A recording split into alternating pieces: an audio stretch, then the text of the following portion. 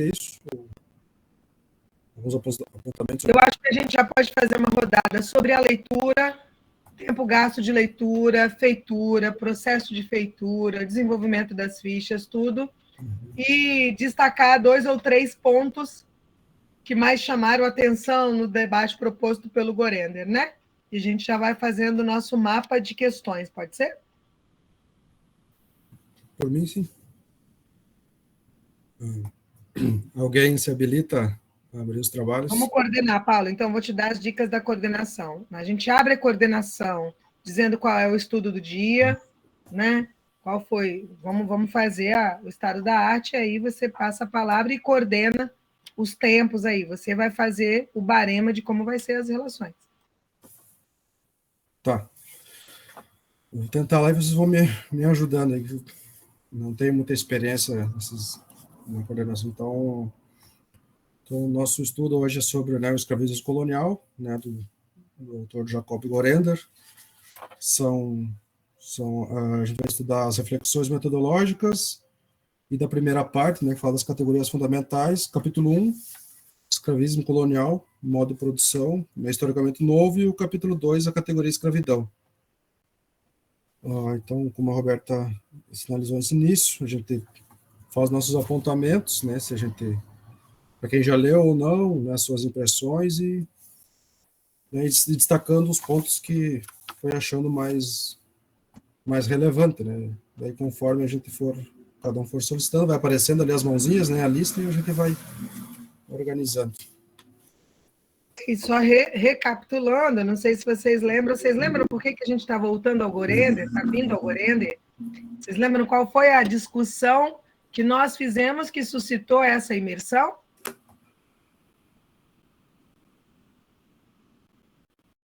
Eu posso falar. No último encontro tivemos apenas mulheres e nós discutimos o capítulo 8 do Estudo do Capital, né, que é o estudo principal que a gente está falando. Posso chamar de principal, mas não é exatamente isso que eu quero falar, né, mas é a intenção.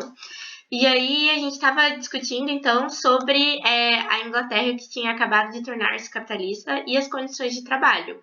E aí até acho que foi uma questão suscitada pela Fran, se ela quiser falar um pouco mais disso, se me lembro bem.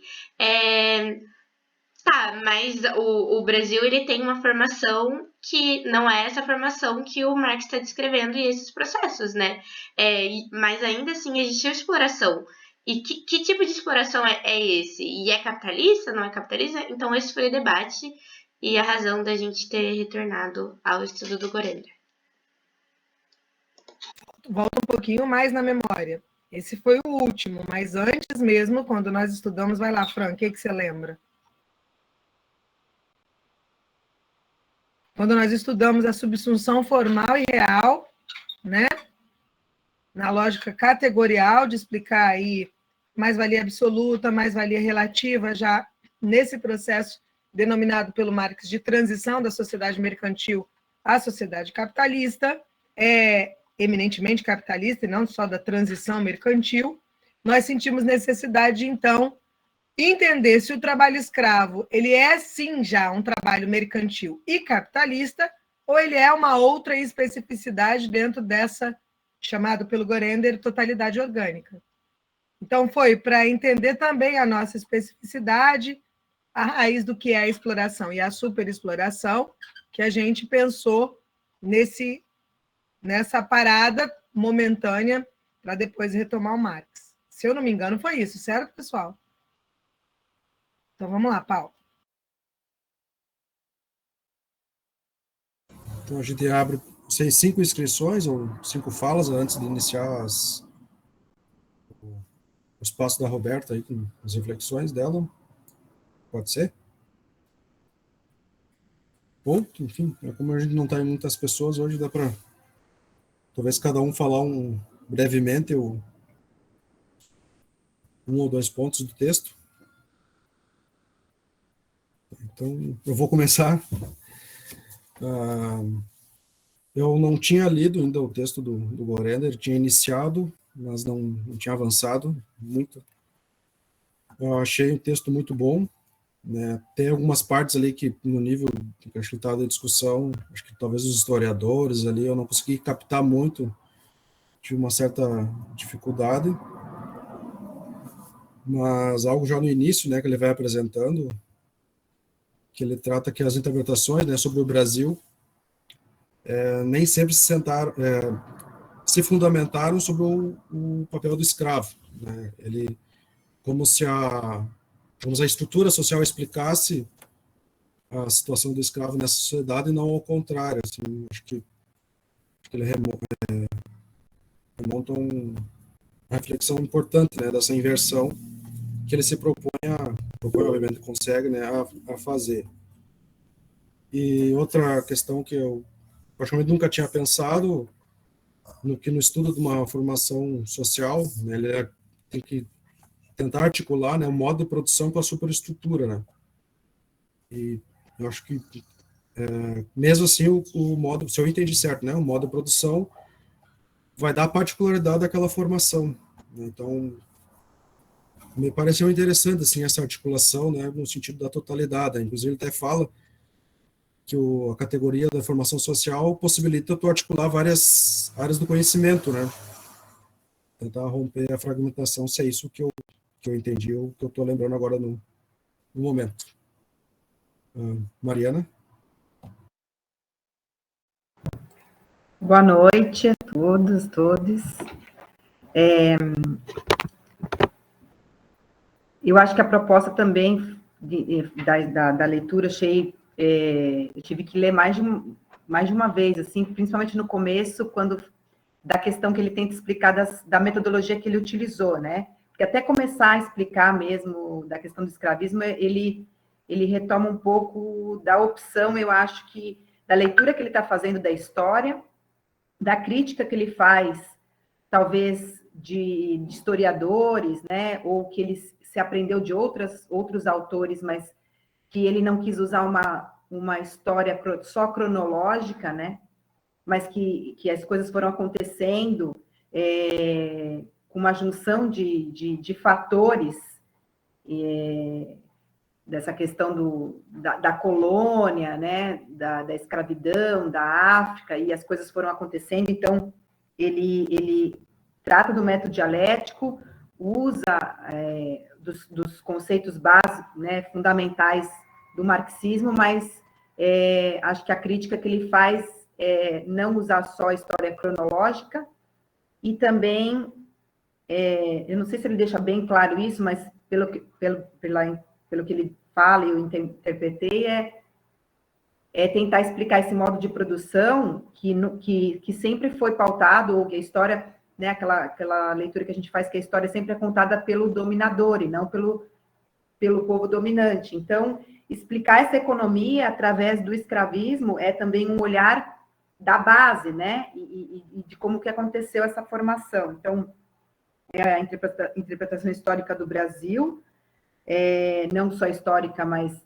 também do modo de produção, não pelo olhar do dominador, mas também pelo olhar do povo que estava subjugado ali, escravizado, não olhar os fatos históricos apenas como únicos e ininterruptos, né? As coisas vão acontecendo e se entrelaçando, e às vezes a história aparece de forma caótica e desorganizada, e aí às vezes a gente tende a sempre colocar numa linha de tempo e colocar causa e efeito, e às vezes a gente, depois de muito tempo, que a gente consegue processar, entender, eu acho que toda essa formação dessa sociedade, assim, mais ou menos por aí, sei lá.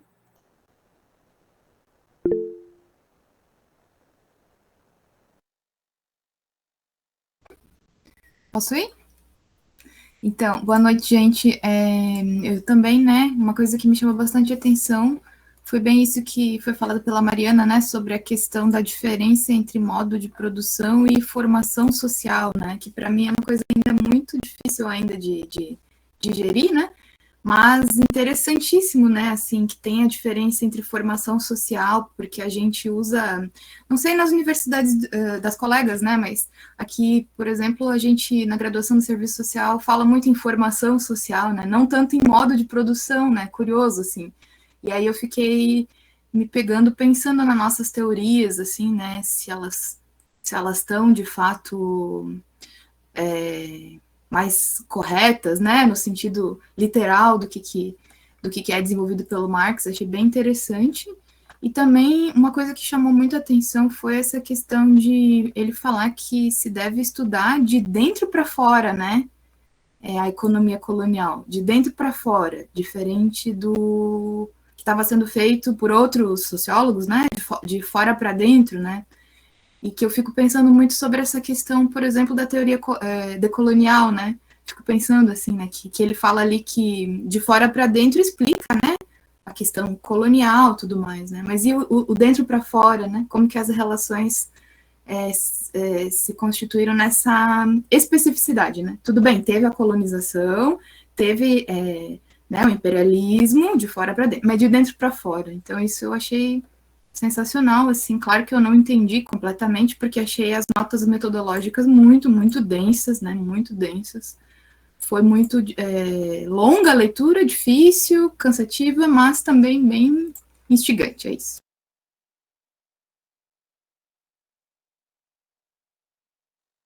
Mais uma pessoa para a gente pegar alguns elementos e depois voltar ao debate? Quem vai? Vocês não falaram se foi a primeira leitura do Gorender, tá?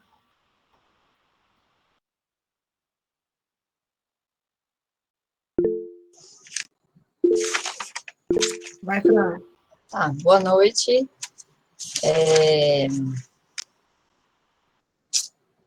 Organizando aqui as ideias. Esse ano, assim, eu tinha alguma informação, né, conhecimento por fontes secundárias e terciárias do Gorender, li um capítulo ou um trecho, né, sobre a plantation em algum curso de questão agrária, mas a partir desses nossos encontros e estudos é que eu li mesmo para pegar, estudar, ler ele inteiramente, né, até o segundo capítulo, não li o restante. Essas notas metodológicas, né, eu achei interessantíssimo, gostei.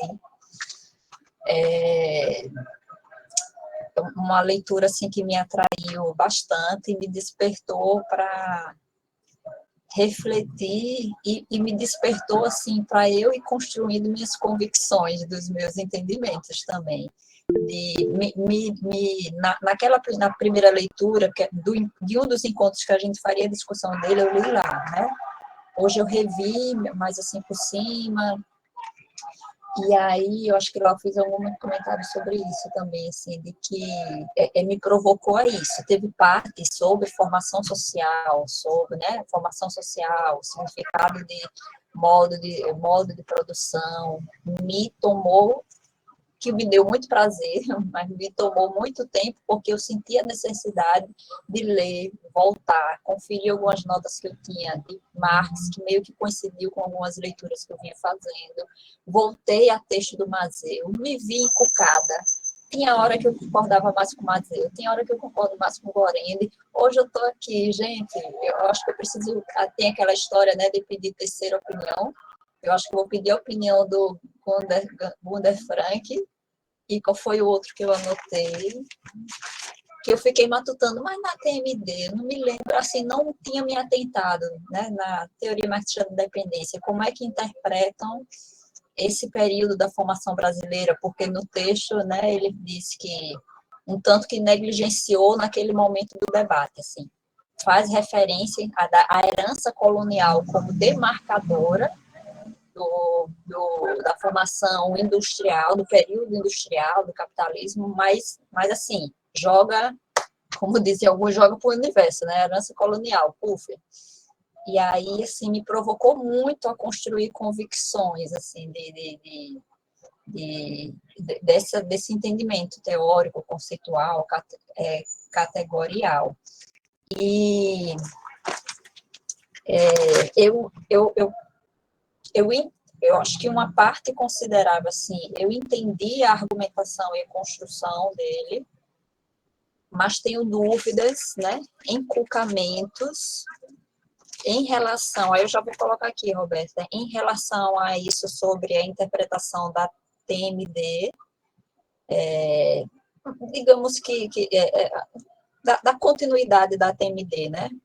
Se você puder falar desde lá até aqui, porque ele coloca que naquele momento lá não desenvolveu interpretação. Aí mais para frente ele fala do Gander Frank, mas né, da tese do que vai se contrapor à tese do semifeudalismo, né, e defende um capitalismo colonial, não lembro se nesse termo, mas que vai defender que o Brasil nasce capitalista. Como é que isso se desenvolveu na TMD? E tem outras dúvidas, assim, mas acho que não vem a calhar agora do que é mais importante, né, sobre... Bom, e o que me deixa mais encucada, né, é esse contraponto relacionado ao período da acumulação primitiva, é o que mais me encucou, assim, né, de que, porque eu fui ler, né, a minha memória mais recente estava na leitura de um dos textos de Mazeu, de que, em resumo, ele se apoiando em Marx, né, defende a formação de um capitalismo sui generis, né? E o Gorende também está super se apoiando em Marx. Eu queria ter voltado para alguns textos de Marx e não consegui. Mas o que me... E aí, assim, principalmente eu fui de novo dar uma visualizada aqui nessa parte, né, do Mazeu e do Gorende, que para mim ficou essa dúvida, que eu estou mais tendente a concordar com o Gorende no sentido de não considerar o processo e o período da acumulação primitiva, de não conseguir encaixar esse período em um modo de produção delimitado, plenamente desenvolvido. Que aí remete à perspectiva da transição, né, dessa interpretação dialética. Nem era feudalismo somente, estava em dissolução, mas também não era o capitalismo plenamente desenvolvido. As relações e o movimento do capital evoluindo, se desenvolvendo, mas nem plenamente um, nem plenamente outro. Era um processo ali de vir a ser, de algo novo vir a ser, né? Então, foram esses elementos principais assim, que me deixaram bem encucada, que eu preciso resolver.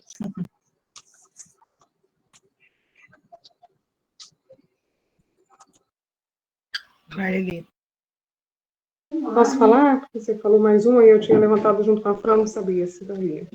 Bom, enfim, eu acho que assim, o texto, eu gostei bastante, né? Eu tinha lido antes numa disciplina da UERJ, um pouquinho antes de você solicitar, mas confesso que numa segunda, numa terceira leitura é sempre diferente, né? Ainda sinto necessidade de aprofundar, né? Porque suscita muitas questões. Bom, mas do que me chama a atenção, que eu gostaria de inicialmente destacar, primeiro que eu acho brilhante essa coisa dele abrir com as categorias, porque ele tem um propósito com isso, né? Quando ele situa, né, modo de produção, formação social, e aí ele vem, né, com a própria categoria escravidão, quando ele discute o escravo, e há alguns pontos, né, do decorrer desse início do livro, né, que é o capítulo 1 e o 2, e essa introdução, me chamou a atenção, porque quando ele vai no capítulo 1, né, iniciar... Capítulo 1 não, no capítulo 1 ele vai tratar da questão do escravo, né? Não é isso? Deixa eu ver aqui. Espera um pouquinho, Beto.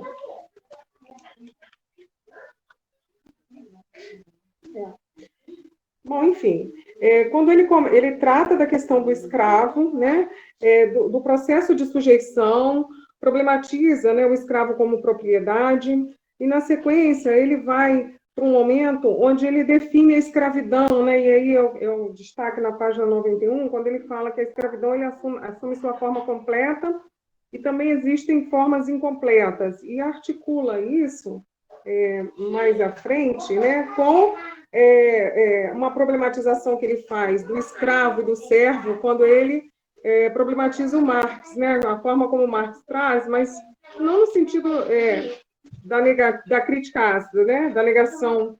Ele faz a negação dialética, né, dizendo que para a formação, vamos dizer assim, para a formação social, né, que teve como um processo prolongado o modo de produção escravista, né, e a transição para o trabalho assalariado assume, no processo de sujeição, de subsunção, elementos e mediações que precisam ser consideradas, que não dá para olhar como um processo de servidão, conforme foi em outros países, né, diferentemente de quem viveu um processo de escravidão por séculos, né, prolongado. Então, isso me chamou a atenção no sentido de tentar fazer a articulação com o que vínhamos discutindo no capítulo, né, do Capital, da subsunção formal e da subsunção real. Quando eu li esse parágrafo aqui, a escravidão assume sua forma completa quando o atributo primário vem acompanhado dos atributos derivados.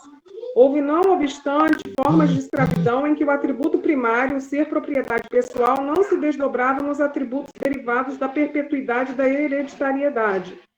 A estas formas de escravidão que cessava após um prazo delimitado ou não se transmitia a prole, denomina de formas incompletas. Então, ele desdobrou, né, demonstrando que a escravidão, primeiro de tudo, é um modo de produção.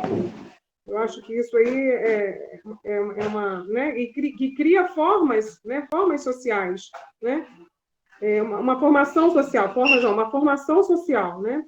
E pensar, por exemplo, o avanço do capitalismo na América Latina, é necessário pensar nessa nossa história, né? Que é o antecede, e que traz uma caracterização diferenciada para o processo de assalariamento do trabalho, né?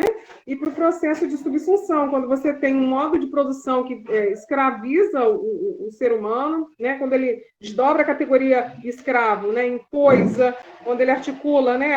A pessoa é a propriedade, e aí ele começa a desdobrar outros elementos, né? Que, vamos dizer assim, estão no capital, mas que ele esmiuça, ele traz isso, né? E ele não responsabiliza o Marx, porque ele trata de contextos, né? Ele está falando que o Marx está dizendo de um dado contexto, né? O que ele faz é trabalhar o conhecimento do capital dialético para essa realidade, né? Eu entendi assim, não sei se eu entendi certo, tá, Beto? Estou trazendo alguns elementos aqui da minha compreensão perante o que eu li, que ainda é de alguém que está engatinhando, está começando, né? Porque 2, 3 leituras acho que ainda é pouco, porque tem uma densidade que ele está trazendo para a gente para pensar a nossa realidade. Mas basicamente seria isso, porque aí lá no final do 2 ele já vai definindo a questão da posse, né? No sentido, né, desse processo, articulando já com essa formação, Marx trata de formação primitiva, né, e aí ele articula isso a esse processo também de acumulação primitiva, só que eu acho que ele desdobra essas categorias para a questão da escravidão, deixando claro que para os países que viveram, como no caso, para o Brasil, que viveu essa realidade específica de uma forma tão peculiar por longos anos, o processo de subsunção assume aí repercussões outras para nós, né? Onde os negros eram coisas, os negros índios, né, eram coisas, eram propriedades, né? E por longo tempo isso foi assim, até hoje a gente traz na formação social, né, traços fortes disso daí, né? Agora, preciso esmiuçar melhor essa relação com a subsunção real e a subsunção formal, tá? E aí eu estou dizendo uma lacuna que eu ainda preciso amadurecer, maturar na relação dos elementos trazidos pelo Gorenda. Eu já consigo, assim, pistas, mas ao mesmo tempo ainda estou insegura nessa relação. E aí eu acho que o dia de hoje vai me auxiliar a pensar isso, né? Bom, enfim. E depois a gente vai colocando outras questões, porque também me sinto instigada com essas leituras a minha pesquisa, mas aí já é um outro campo. Aí eu vou parar por aqui só para poder a gente dar a palavra para outras pessoas e a gente avançar. Bom, espero ter contribuído aí um pouquinho, Beta. Espero estar no caminho também. Se eu não tiver, tu me dá uma puxada de orelha aí e me põe no eixo.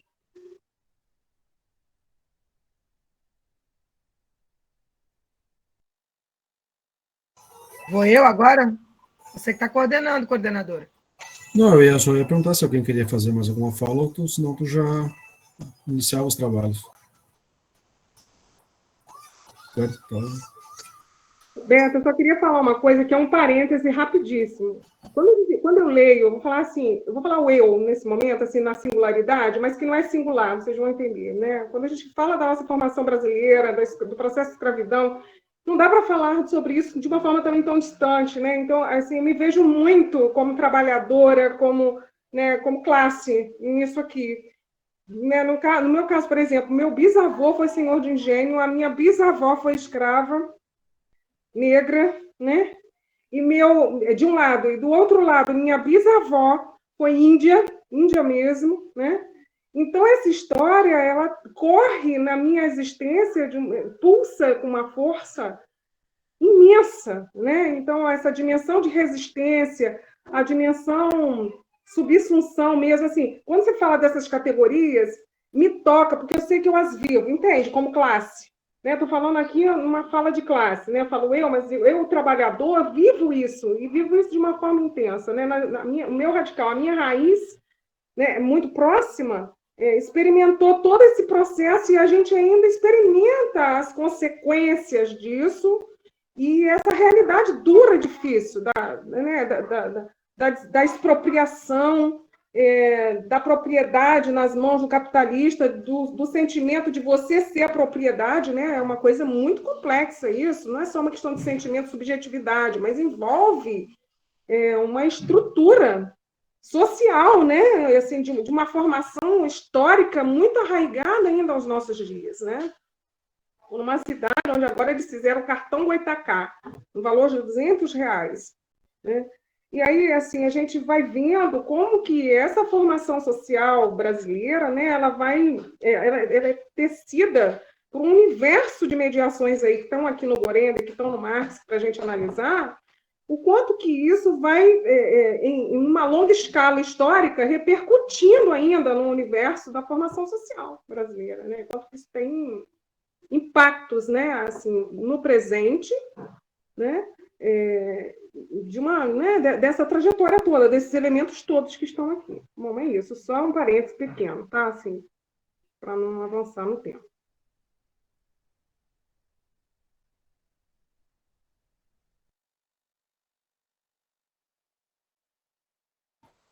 O Paulo coordenando é ótimo, ele fica olhando assim.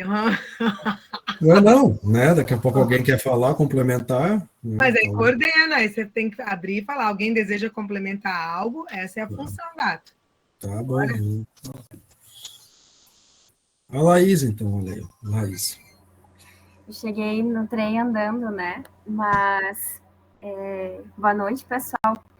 Eu só queria dizer, assim, né, que durante a leitura eu me lembrei de muitos encontros com a Roberta, né? E não tem como a gente não ler aquela parte que o Gorender está analisando o próprio Marx, né? E reconhecendo das limitações do Marx e não lembrar das problematizações da Roberta, né? O Marx não esteve aqui, né? O Marx não conseguiu estar aqui e isso traz um limite para a produção dele, né? E aí, assim, o que nos subsidia, né? Que parte daqui... então, me lembrei muito de ti, né, Roberta, fazendo essas problematizações. Acho que uma das coisas que tu sempre nos chama atenção e que aparece muito no Gorender é o rigor que tem do estudo, né? Ele não está falando, assim, citando o autor lá, né? E é uma citação sem apropriação. Ele, de fato, ele mostra o quanto ele está apropriado dessa crítica, né? De reconhecer as limitações, mas também reconhecendo as contribuições. E esse é um grande salto, assim, para nós, porque, pelo menos no serviço social, às vezes tem alguma divergência e aí há um afastamento sem reconhecer as contribuições também, né? Então, acho que isso é muito bacana.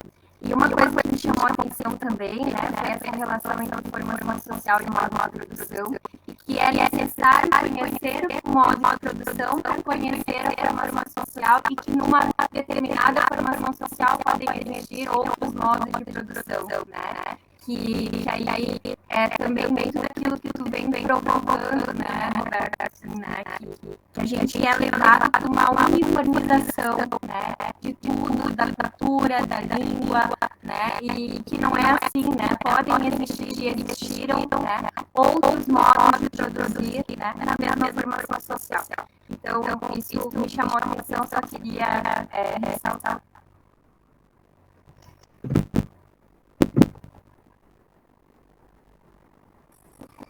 Então, acho que vai dar uma aberta as considerações dela sobre o texto. Então, assim, muito boas as observações introdutórias de vocês, agradeço, né? Eu queria começar, como eu sempre faço, com algumas observações político-metodológicas sobre a obra, né? É uma obra que eu ainda não li toda, eu tenho aí quase finalizado como leitura eminente mesmo, né? Leitura, fechamento. Não leitura burocrática, leitura e estudo, né? Porque ela me demanda muito mais tempo por algumas questões, né? Político-metodológicas. A primeira é que se a gente faz o exercício cuidadoso de anotar todas as referências do Gorender, a gente visualiza que não consegue nem acompanhar o debate, porque a gente está muito distante do debate. Né? Então, assim, acho que esse é um primeiro ponto importante. Estudar uma obra como essa exige revisar os autores clássicos que nós compreendemos como clássicos da nossa formação sociohistórica, ou acerca da nossa formação sociohistórica. E é porrada de estômago o tempo todo, porque, na verdade, é assim, um ou outro, né? E não muitos. Então, se eu venho em serviço social, da economia, das ciências sociais, menos ainda, porque a maioria está na história, né? E nos combates dentro da história, seja da história econômica, de outros campos da história. Então, esse é o primeiro ponto, assim, dedicar-se a fazer um levantamento cuidadoso do que ele está lendo, no momento em que ele está fazendo, que é, afinal, entre a década de 70 e a década de 80, preso, né? Está escrevendo essa obra no cárcere, essa é uma obra do cárcere, né?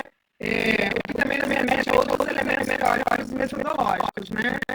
Tanto da cultura dele com o Partido Comunista Brasileiro, como da inserção dele nas lutas revolucionárias e armadas contingentes. Então, ele está para o Apolônio de Carvalho, assim como os dois estão para a nossa ignorância nos textos desses dois. Então, são autores que a gente não acessou. Né? Por conta de situações, né? O legado de São Paulo, a centralidade de São Paulo frente a outros lugares, enfim, todo um processo aí grande que eu penso que tem que ser tomado em conta. Então, parte das normas metodológicas é um acerto de conta dentro do campo político-teórico, que como a gente não conhece nem o político dos partidos e nem o teórico da academia com a qual está dialogando, a gente titubeia. Entendem o que eu quero dizer? Patina, exatamente. Então, uma das principais dificuldades da leitura das notas metodológicas e dos debates que ele está fazendo é o nosso pouco acesso às próprias referências do Gorender e ao próprio Gorender como referência. Esse é o ponto número 1. Né? E olha que quando eu vou anotando as notas que ele vai citando e os embates que ele vai citando, eu conheço boa parte, hein? Eu não conheço pouca parte, mas mesmo assim, conhecer os autores não é igual a conhecer o debate no qual eles estavam. Entende a diferença? Uma coisa é eu ler o Caio Prado, outra coisa é eu saber qual é o debate com o Caio Prado. É muito diferente. É muito diferente. Então, nós não estamos falando só da leitura dos autores citados. Nós estamos falando da leitura política sobre os autores citados. É muito diferente. Ele está fazendo uma leitura política dos autores. Claro, toda leitura teórica é uma leitura política. Todo enfrentamento teórico é um campo político dentro do Marx e o marxismo. Portanto, ele vai se filiar a correntes e se desfiliar de correntes. É por isso que o outro texto dele, Combate nas Trevas, é fundamental também, né? Se vocês abrirem as referências, o Gorender como referência, é vergonhoso a gente não conhecer. É vergonhoso, né? Não só ele, né? O Clóvis Moura, os pares, né? Mas, de fato, a gente precisa acertar contas com a nossa formação, que é pobre, é muito pobre. Ela é pobre como latino-americanista, ela é pobre como internacionalistas e ela é pobre como revolucionários latinos sendo brasileiros. Então, qualquer coisinha que nós fizermos de revisão sobre essas referências que desconhecemos é maravilhoso como acerto de contas para a classe. Mas a gente tem muito o que acertar, não vocês, a gente, porque eu também desconheço um monte, né? Conhecer a obra, insisto, conheço muitas obras, não conheço o debate no qual as obras estavam inseridas. Então, é como se a gente fosse apresentado aos autores, não à vida cotidiana dos autores. Entendem o que eu quero dizer? É como se a gente soubesse os textos do Caio Prado, mas soubesse muito pouco sobre o Caio Prado nos combates. Então, tem também uma desconexão sobre o sentido da aprendizagem. A gente tem várias referências bibliográficas, mas tem pouca politização sobre as referências bibliográficas. Então, voltar a isso maduro é um outro trânsito teórico-político-epistêmico, na minha opinião. Esse é o primeiro ponto sobre as orientações metodológicas. O segundo ponto é um debate interessantíssimo dentro do campo teórico metodológico, que é o que o Gorender está entendendo. Vou abrir aspas, fechar aspas e colocar junto na mesma trincheira, como obstrução metodológica e revolução metodológica. Obstrução metodológica e revolução metodológica. Não há uma sem a outra. Ou não há uma que não afugente a outra. A obstrução, o que eu estou falando para vocês agora sobre as obras é uma obstrução metodológica, tudo bem? É um tipo de obstrução metodológica. Conhece, mas não reconhece a historicidade da própria obra. O sentido político da própria obra no tempo em que ela é ofertada ao seu grupo, ao seu público, sei lá, ao seu campo político. A obstrução metodológica no Gorender tem a ver com esse duplo movimento. Primeiro, a vitória do positivismo e do weberianismo como o campo metodológico hegemônico da ciência, portanto, o distanciamento do ser da coisa e da coisa do ser, o distanciamento daquele que observa daquilo que observa, a vitória disso. E ele vai insistir a vitória disso, inclusive, no próprio marxismo, que tende no campo crítico a reproduzir semelhanças como se semelhanças fossem iguais à identidade política. Então, se o feudalismo tem como características esses elementos e se encontram alguns desses elementos no estudo das nossas economias, então, tautologicamente, são economias feudais. Ele está dizendo, isso é uma obstrução metodológica. Ser similar não é sinônimo de ser igual. Ser similar pode apresentar elementos, traços comuns de uma totalidade orgânica, diz ele no Marx, mas jamais o mesmo processo no tempo e espaço diferenciado. Ou seja, na produção diferenciada dos territórios. Então, a obstrução metodológica é a forma como ele insiste que, sem a dialética compreendida na sua totalidade orgânica, nós tendemos, como campo crítico, a cair nos mesmos erros dos nossos inimigos. hierarquizar, sequencializar, etapizar, não só a história, mas as histórias da história.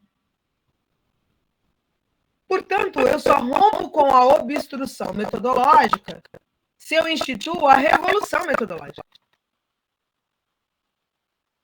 E o que é a revolução metodológica, diz ele? A Cris começa a apontar isso, né? A revolução metodológica, ela não nega a importância dos fatores externos, mas ela parte de uma condicionante estrutural. Os fatores externos já estão bem conhecidos. A totalidade orgânica já está bem conhecida. O que falta reconhecer é onde os meus pés pisam dentro dessa totalidade orgânica. Sim, me explico? Não é a negação do externo. Não é a negação do externo. Não é a afirmação de que o interno é superior ao externo, porque isso seria a negação da dialética. Mas é a confirmação de que no século XX, já, década de 70 do século XX, se eu olho para trás da história de Marx e do marxismo, o externo já está muito mais captado que o interno. Portanto, é necessário um esforço de explicação sobre esses diversos internos. O Agostinho Paiva vai falar a mesma coisa nos anos 60, no desenvolvimento econômico da América Latina. A mesma coisa, bem curioso. Aliás, eu acho que o Gorender está afirmando muitas teses do Paiva. Enquanto fala, filho. Espera aí só um pouquinho. Espera aí.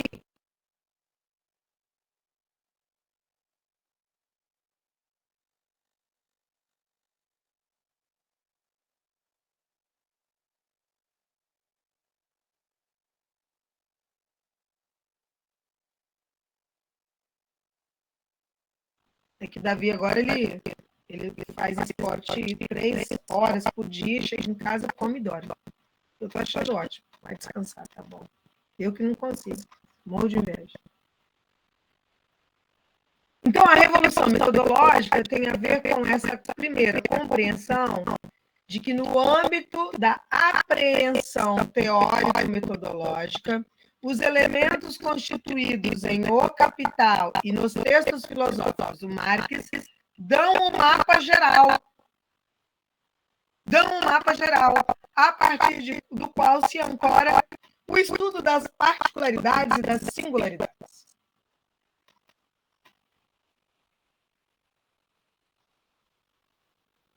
Então, é desse movimento, ao mesmo tempo antagônico, complementar, né? Antagônico e complementar. Operação antagônica, né? Se vocês lembram do Marinho. Antagônico e complementar, que vai se consolidar a revolução anti-obstrução metodológica.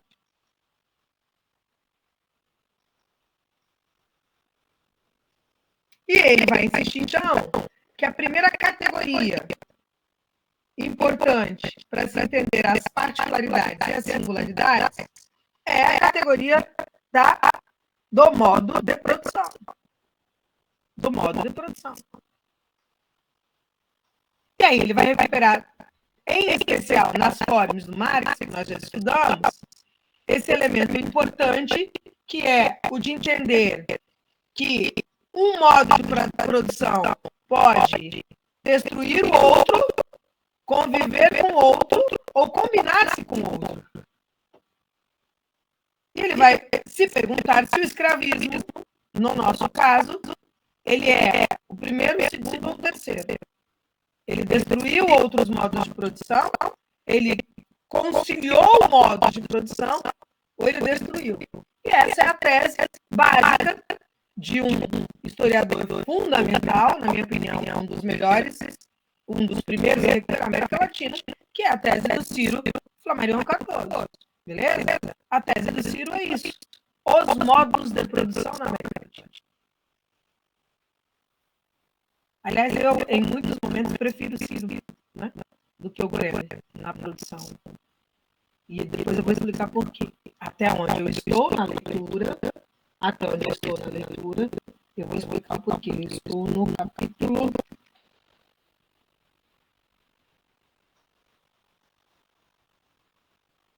22 ainda. Vai demorar, porque agora não é prioridade terminada. Tem outras prioridades.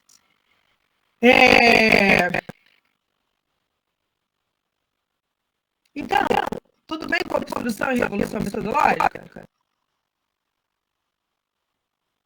Há um debate profundo. Um dos ícones desse debate é o Ciro Flammarion Cardoso, e o Ciro instituiu, aí ele vai entrar na briga com o Ciro, instituiu o termo modo de produção escravista colonial. Só que o Ciro vai dizer que não há modo de produção escravista colonial. Há modos de produção escravista colonial na América Latina, inclusive com elementos substantivamente diferentes, se analisado desde o mundo mesoamericano ou desde o mundo sul-americano. Então, ele vai dizer isso, né, Algorene? O Ciro deu um grande salto substantivo no entendimento, mas não aprofundou como deveria na especificidade que mostraria o caráter da particularidade na totalidade orgânica do capital. O que eu não concordo. Eu acho que o Ciro fez isso. Mas eu não sei por que eles estão com picuinha. Para mim, são picuinhas políticas, não teóricas. Porque as brigas políticas vão se meter na teoria, entendeu? As brigas políticas vão se meter na teoria. Eu não consigo ler o Ciro e enxergar isso que o Goreno enxerga. Mas não estudei quem os estudou sobre as brigas políticas, entendeu? Eu li bem, eu acho que dos autores que ele cita, o Ciro é o que eu mais conheço. Para quem conhece a minha tese está cheia de Ciro, né? Mas eu não conheço o debate. Eu não conheço o debate. Para conhecer o debate, tem que acessar outros autores, né? Ou a polêmica entre eles, ou as sistematizações que ainda estão por ser feitas dos lados, que a gente ainda não tem. Então, esse tema é o tema número 2 para fechar, né?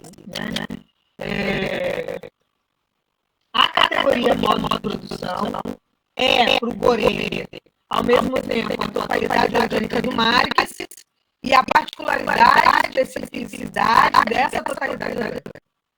Portanto, é ela o elo conector entre a diversidade, ou entre a distinta divisão internacional do trabalho.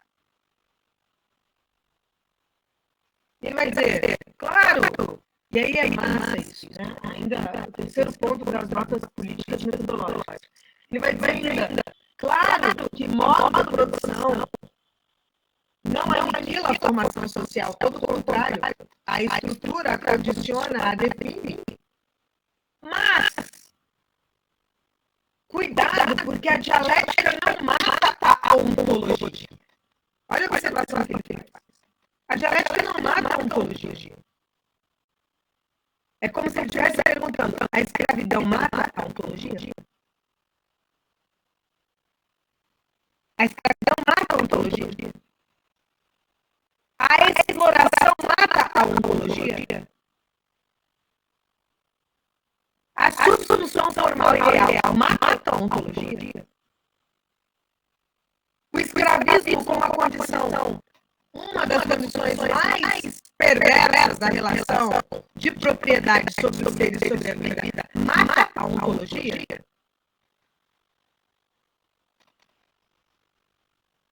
É uma pergunta que ele está fazendo a metodológica.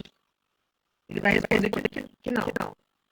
Mas que na constituição da superestrutura, ou a constituição da atuação extra-econômica ao longo do tempo, parece que o Estado trabalhará para si, para matar a ontologia. E o escravo se rebelará contra essa morte. Portanto, ele se rebelará como coisa para o Estado, ele se rebelará como ser do Estado, ou para o seu proprietário. É muito bom. E aí ele vai lá na área dele de conhecimento de direito. Ele vai explicar o que é o Estado penal, ele vai explicar o que é o Estado criminal, ele vai explicar como é constituído na lógica do escravo, da escravidão, a república. A cidadania é um primor. Então, esse é o terceiro elemento. né? A categoria escravidão está diretamente associada ao sujeito dessa categoria, que é o proprietário do escravo. A escravidão conforma essa dupla determinação. O dono da coisa e a coisa que quer ser. O dono da coisa e a coisa que quer ser. Então, ela era a categoria com a escravidão. Ela define a lógica da propriedade e dentro da lógica da propriedade, o ser, a coisa, o ser como coisa, como a antipropriedade, ou a luta contra a emancipação de fato, que é uma teoria de norma. Então, por exemplo, está fazendo uma análise política, olha o papel da categoria. Qual é o papel da categoria na política? O papel da categoria é municiar a luta de classes, portanto, municiar a sociedade para entender como ela funciona desde a sua historicidade para assim conseguir movimentar as análises que prendem a humanidade à lógica da propriedade.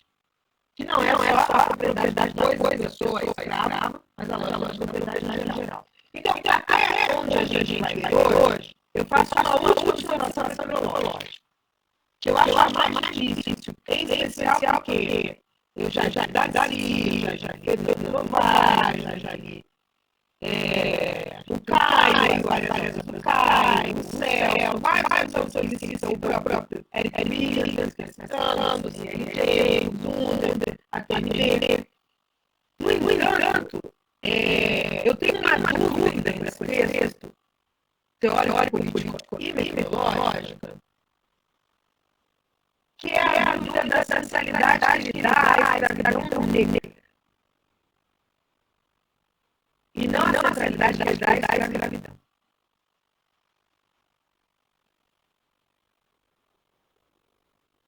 Os autores são os autores da escravidão negra, não da escravidão indígena. E eu acho que tem diferenças muito substantivas no entendimento do modo de produção. Inclusive sobre a compreensão tecnológica e científica dos modos de produção indígenas. Até agora, eu não resolvi resolver. Nesse capítulo 22. Não resolvi, não consegui ver. No Ciro, eu resolvo. Nele, eu não consigo resolver. Por isso, ele vai trabalhar em algum momento, nessa leitura que eu para vocês fazerem, a similaridade que há em servidão e escravidão, não lembram? E vai dizer a similaridade entre servidão e escravidão. Porque no caso da América do Caribe, muitos processos foram obedecer servidão. A Milpa, vários outros movimentos de organização da colonização, da conquista castradora, ocorriam já desde os processos encontrados. É uma função formal apropriadora da lógica natural do trabalho próprio desses grupos, né? Repartimento, né? Então, é diferente. Terminamos a nossa metodológica com essa observação, né? O modo de produção escravista colonial. Ele é um modo de produção escravista colonial que traz para a particularidade e singularidade brasileiras a diversidade das escravidões e das servidões? Se sim, qual é a diferença entre a escravidão indígena e a escravidão negra? Tem ou não tem? Tem total. Tem total. Você tira os negros de um território para trazer para outros. Você utiliza os territórios e as culturas originárias próprias para disseminar todo tipo de violência sobre elas, todo tipo de doença sobre elas. Tem vários. Então, não é só o encontro de um modo de produção com outro modo de produção, como síntese ou não. É também a destruição cultural desses modos de produção, né? Ou a instituição da vinda para cá de sujeitos sem seus modos de produção. Olha que loucura. É possível isso? Não é possível, né? O que nós vimos na mística hoje é que não é possível, né? Você vem para cá, ainda que você seja subsumido, você traz a sua história. Né? Então, tem algo de conexão e desconexão que vai ser permanente nesse processo. Então, eu paro por aqui. A categoria analítica escravidão é a categoria a partir da qual, na lógica da propriedade, vai permitir que o Gorender fale do escravo como categoria também, né, e da propriedade sobre o escravo como outra categoria. Então, propriedade, escravo, todos mediados aí pelo tema da escravidão. Alguma observação sobre esses pontos?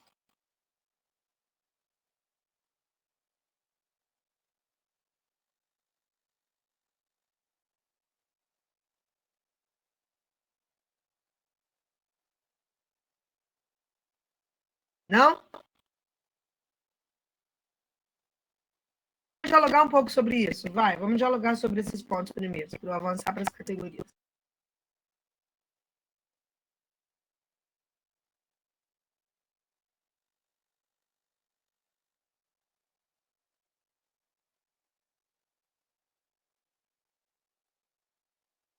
Não, gente, para de brigar, dá para todo mundo falar, pelo amor de Deus, faz isso não.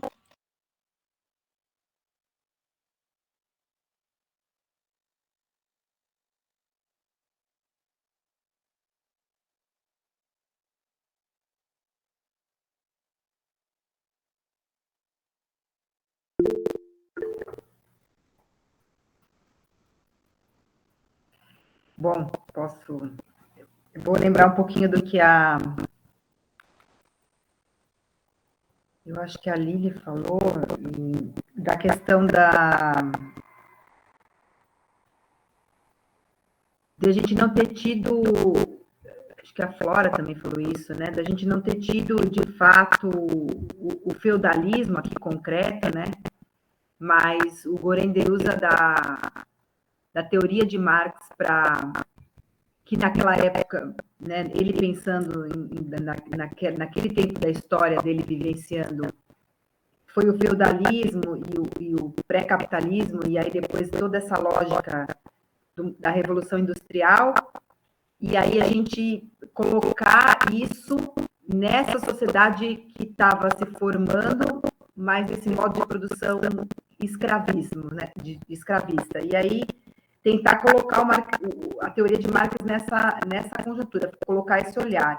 Então, se você colocar a lógica teórica que ele estava tendo, era através do feudalismo na transição do capitalismo, mas a gente está falando do modo de produção especificamente escravista do Brasil, né? Diferente de outros locais ou de outras colônias que estavam acontecendo. Então, essa que é a jogada que tem que praticamente adaptar essa teoria nesse modo, né? Nessa realidade que estava acontecendo, que é um pouco que a Cristiane colocou, né? De dentro para fora, com esse olhar, com essa especificidade. E outra coisa que eu tinha notado aqui é da questão que você colocou agora, Roberta, no final, realmente da questão do índio, né? E do escravo africano vindo, né, de fora e perdendo toda essa relação com o território. Então ele vira coisa, né? Ele vira dominado, controlado, com muito castigo, com pouca opção também de organização, né? Porque os índios já estavam no território, conseguiam se organizar. Então, o escravo africano estava com muita dificuldade para fazer isso. E o modo escravista, ele no fundo, assim, ele é muito custoso, né? Você tem que... e aí, um pouco da relação da última conversa que a gente estava falando, de você manter, quando você coloca um trabalhador, né, e dá um salário para ele, você tira o teu peso de ficar tendo que manter a saúde dele, a comida dele. A gente estava falando das relações daquelas fábricas na Inglaterra, o tipo do pão, o que ele come.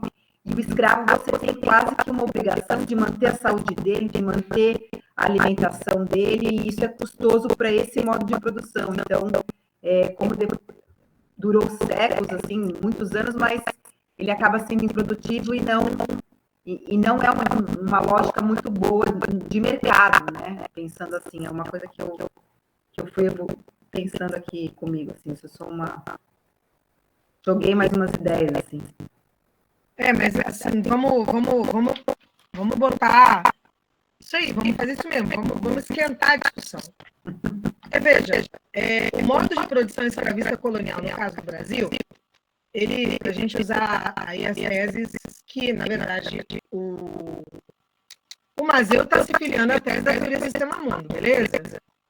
Que já desde 1500 nós já temos capitalismo, ok? Essa é a tese da teoria do Valles, né? Não só do Valles, tem o Sabinamina também, que é um outro gigante, vários outros nomes importantes. Eu refuto essa tese. Eu não concordo com ela, porque ter germens não é igual a ser hegemônico. Então, não. Ter elementos do capital numa sociedade de valor de uso ainda maior que valor de troca, não coloca o valor de troca como preponderante, portanto, não é capitalismo. É a transição. Transição não tem nada a ver com o próprio. Pode virar a ser e pode não vir a ser. Né? Então, não. Eu acho que metodologicamente está equivocado. Mas vamos lá, vamos polemizar. O modo de produção escravista colonial no Brasil, formalmente, durou até quando? Formalmente, vamos falar de data.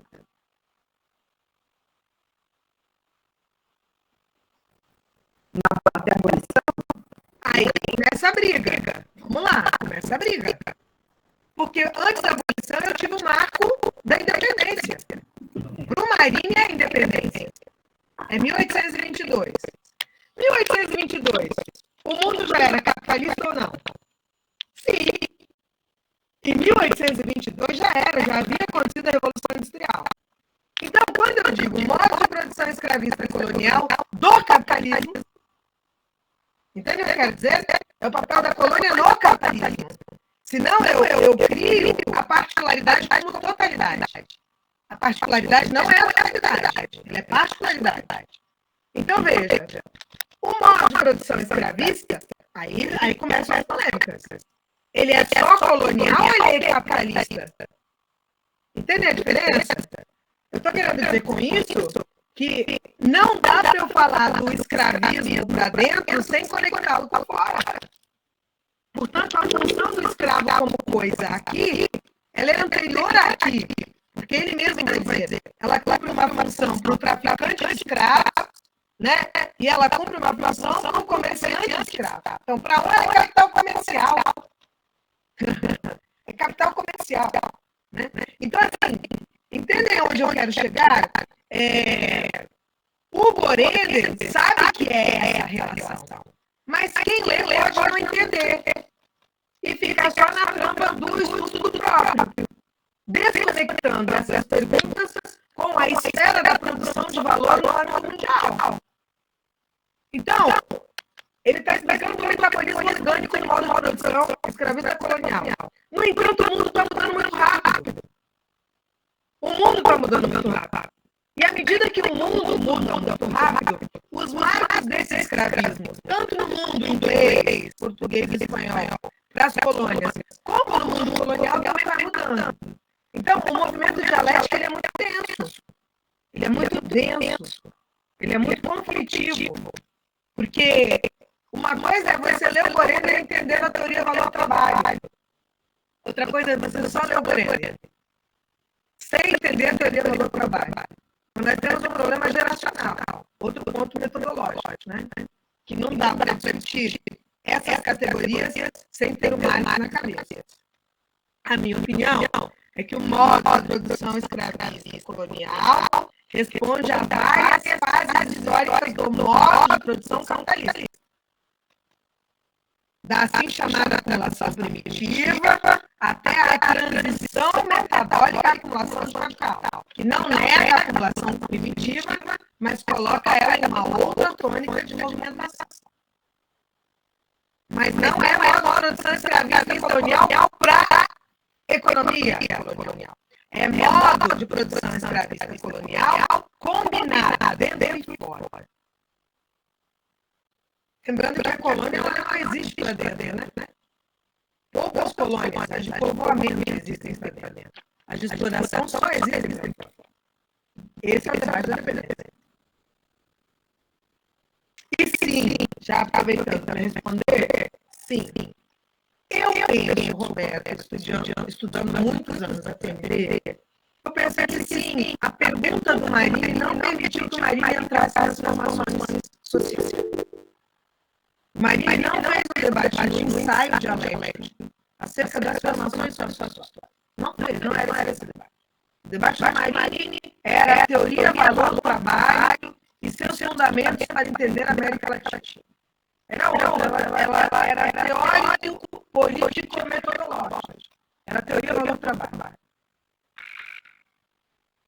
Mas quando ele vai explicar os elementos que caracterizam a superexploração, ele precisa ir na formação transitória. E o primeiro elemento que ele caracteriza é o escravismo. O tempo que durou o escravismo e a colonização nas nossas economias. Né? Como uma das substâncias da produção de uma alforria formal, manutenção da escravidão real. Está lá, no dialético, no item sobre exploração. Né? Então, realmente não tem isso, Rui. Nesse texto não tem. Depois, em outros textos, eu acho que no texto Rui mais presta contas a essa discussão é o texto que ele vai responder, né? Ele vai responder ao Agostinho Cueva, vai responder ao Fernando Henrique Cardoso, e as respostas são mais bem elaboradas historicamente. Né? Mas eu acho que ele não entra na história, ele entra na teoria. É diferente, entendeu? O debate teórico não é um debate histórico. Não é um ou outro. Não tem teoria de história, não é isso. Mas as perguntas históricas são diferentes das perguntas teóricas. As perguntas teóricas têm a ver com o teoria do trabalho. As perguntas históricas têm a ver com a informação. Qual que é mais real, concreta, cotidiana das duas? Só que o nível de abstração é outro. Então, o Correio está cobrando do Rui um nível de abstração que o Rui não se propôs. O Rui não se propôs fazer um estudo das formações sociohistóricas, como ele se propôs, o Ciro se propôs, o Novaes se propôs. Não, ele queria fazer uma verificação entre a relação antagônica do próprio e do não próprio na divisão internacional do trabalho e econômico. Ponto. Só isso. Só tudo isso. É outro nível de abstração. Não concorrem, se combinam, se complementam, contribuem uma com a outra, mas as perguntas são outras. Por exemplo, a pergunta do Rui seria: o trabalho escravo gera ou não gera mais valor? Essa é uma pergunta teórica. Essa vai ser uma pergunta teórica. O trabalho escravo, como mercadoria, produz mercadorias? Essa é uma pergunta teórica. Qual é a pergunta teórica? Como se consolida o trabalho escravo no Brasil? Quais as características do trabalho escravo no Brasil? Por quanto tempo dá o trabalho escravo no Brasil? Vocês entendem que nós estamos falando de níveis de legislação diferenciados? Níveis de legislação diferenciados. Não dá para botar no mesmo plano. Porque são esforços epistemicamente diferentes. O Oswaldo dar a construção sócio-histórica da categoria raça não é igual ao Oswaldo dar o racismo hoje. São abstrações, degraus teóricos de abstração diferentes. Nem melhor, nem pior. Diferentes. Então, eu acho que tem que levar isso em conta. Senão vira partida de futebol. Não precisa ser partida de futebol. Né? Fala, Fran.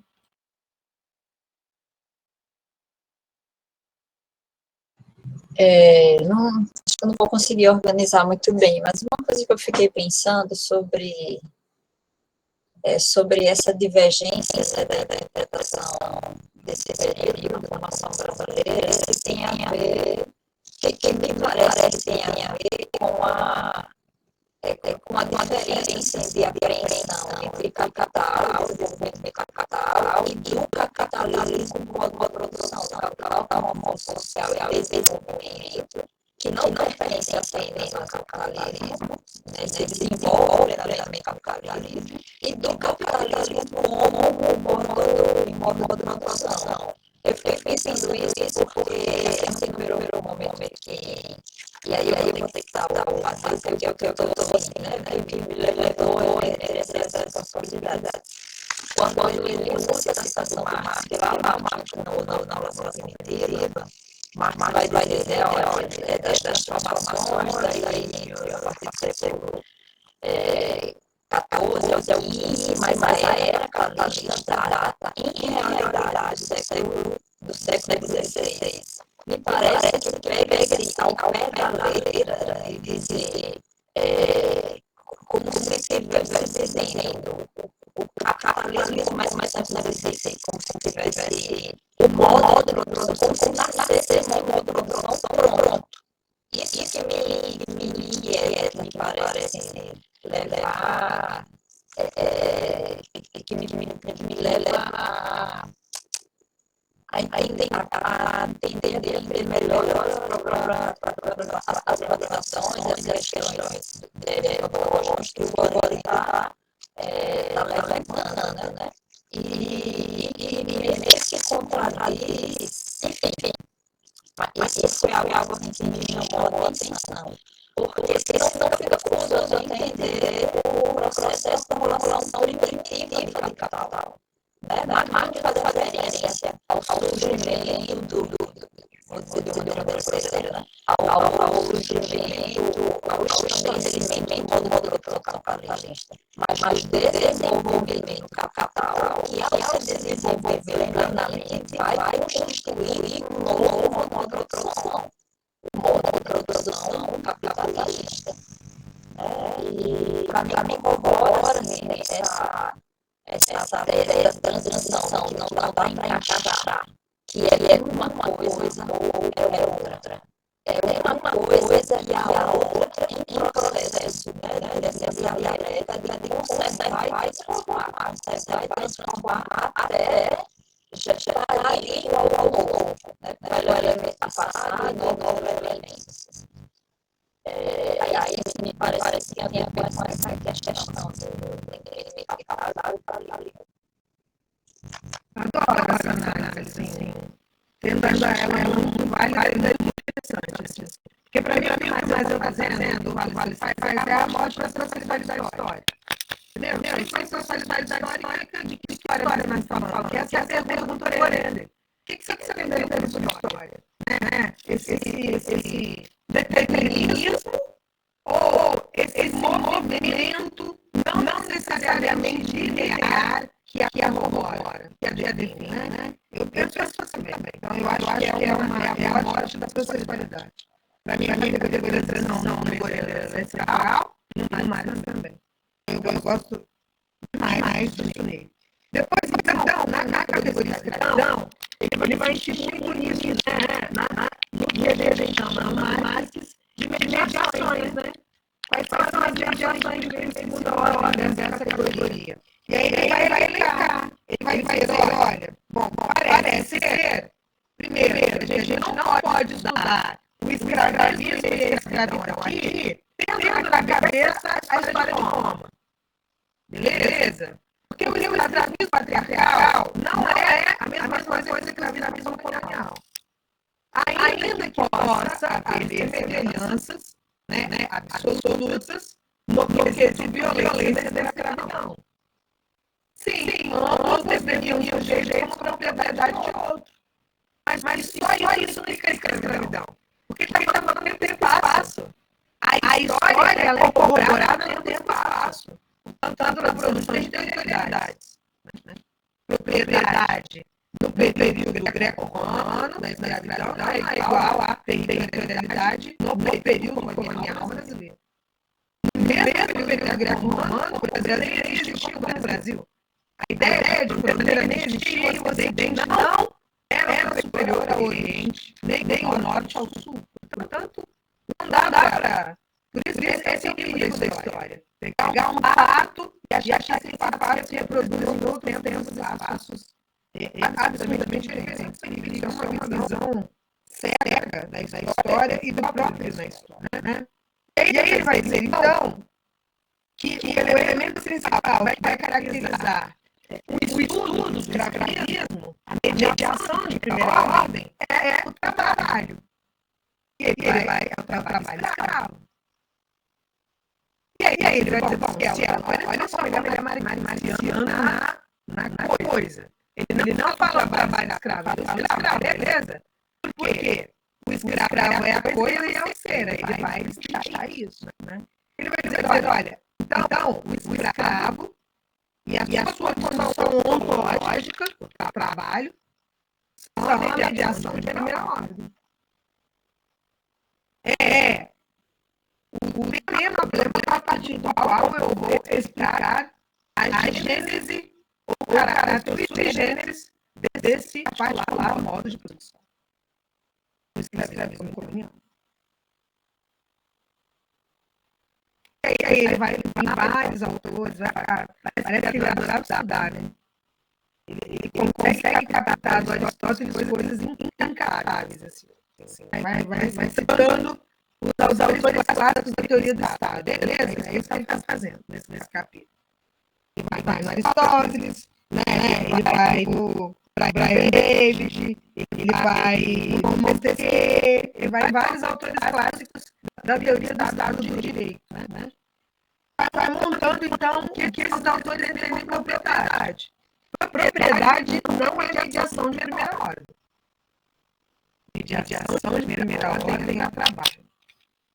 A propriedade é uma segunda mediação. Importante. Que define a ontologia subsumida à coisa. Portanto, é a lógica da propriedade, mediação de segunda ordem, que redefinirá a mediação de primeira ordem, o sentido do trabalho escravo na nossa sociedade. E aí que ele falar. Ela traz um duplo movimento. Na processualidade histórica, esse trabalho escravo ele vai trabalhar com perpetuidade, ou seja, ele começa em 1500, várias diversidades de formas violentas de apropriação do outro como seu. Né? Ele vai ter hereditariedade, né? É muito doido, assim, cara, é muito doido. Eu tô lendo esse livro que eu mandei pra vocês, né? É muito bom. Essa mulher é muito boa. É isso, aquele que ele falou um pouquinho agora também, no final, né? Que é a constatação na hereditariedade que o escravismo colonial ele não é só do período colonial. Ele se apresentará como um contínuo na nossa história. Porque os seus processos de coação extra-econômica não acabaram. Veja que interessante. Os processos de coação extra-econômica precisam ser entendidos na história. Né? Quando ela vai falar dos mecanismos do encarceramento, das mortes violentas, eu vou dizer, não é a perpetuidade e a hereditariedade. O escravismo colonial está vivo hoje. É isso que ela está dizendo, né? A Saidiya Hartman. Sensacional. Estou doida para avançar na leitura essa semana dela. Então, vou conectar teoricamente. A escravidão conforma um tipo de relação de propriedade, não da vida, mas dos sujeitos, que institui para esses a morte da ontologia e corrobora, ao mesmo tempo, uma lógica de subsunção formal. Subsunção formal. O outro, propriedade minha, trabalhará X horas para mim. Quantas horas? Quantas eu quiser. Quantas eu quiser. Seja do esgotamento até a morte, seja de um descanso mínimo, seja no trabalho de casa grande senzala, não interessa. Não interessa. Então é subsunção formal. Por que é subsunção formal? Porque as mercadorias aqui cumprem uma função na dinâmica internacional do trabalho.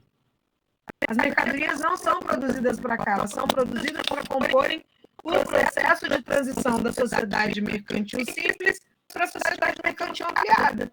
Então, a conformação do escravismo colonial consolida a subsunção formal do trabalho, que aqui tem a particularidade de ser trabalho escravo. Não só aqui, né? Também na Europa tem trabalho escravo nesse momento. Ele vai dizer, né? Bom, interessante, né? A gente fala dos trabalhos escravos na África, dos trabalhos escravos aqui, mas na Europa a gente também tem um processo de transição da servidão para a escravidão. Né? E aí ele vai citar os autores que corroboram essa tese. Então, é muito massa, porque no momento em que a gente vive um processo de perpetuidade e hereditariedade do ser coisa, quando o Estado de Direito se consolida, ele se consolidará sobre uma figura que vai cumprir um duplo movimento de pena. Quando ele foge como coisa, e quando ele foge como ser. Porque ele é posse de alguém. Tudo bem? Então, sobre o ser, Código Penal. Sob a coisa, Código Criminal. Veja que louco. Por isso ele vai dizer, veja, o primeiro processo ontológico do escravizado, é a fuga. E a fuga institui um duplo crime. O crime de você tirar do dono da posse a posse e um crime de você se achar no direito de ser alguém. A sujeição real, né? Isso é subsunção formal já. Então, no momento que o escravo foge, ele dana a produção de valor. Ele dana a produção de valor. Na escala global. Na particularidade histórica do capital comercial.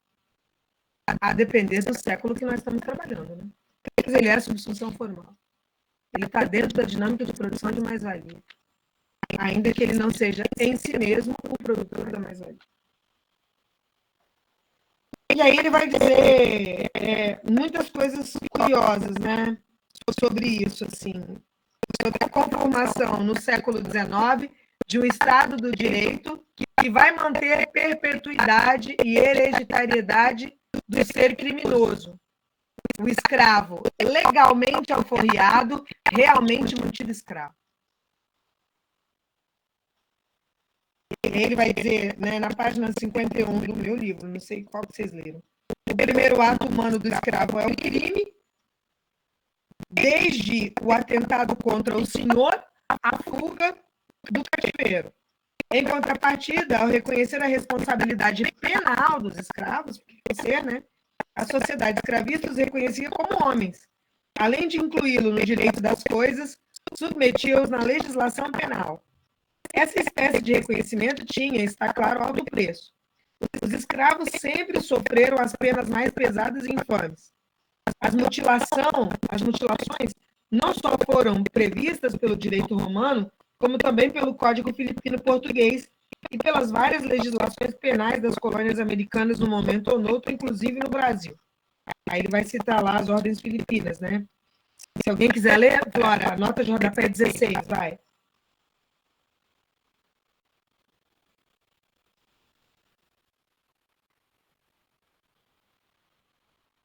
Você fechou o microfone.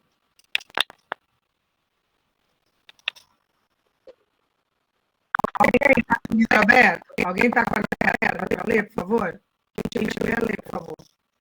Se ninguém tiver a ler. Posso ler? Vai.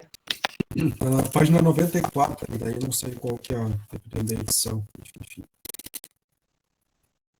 Ordenações título 41. Mandava açoitar e cortar uma das mãos do escravo que arrancasse a arma contra o senhor sem chegar a feri-lo. Se o matasse ou o seu filho, a pena era tríplice. O escravo tinha decepadas ambas as mãos, as carnes apertadas com tenaz ardente e morria na forca. A legislação penal das ordenações era longe de branda para os próprios homens livres, pois esses também sofriam pena de decepamento de mão no caso de certos crimes. Mas as punições, sem qualquer dúvida, se agravaram extremamente para os escravos.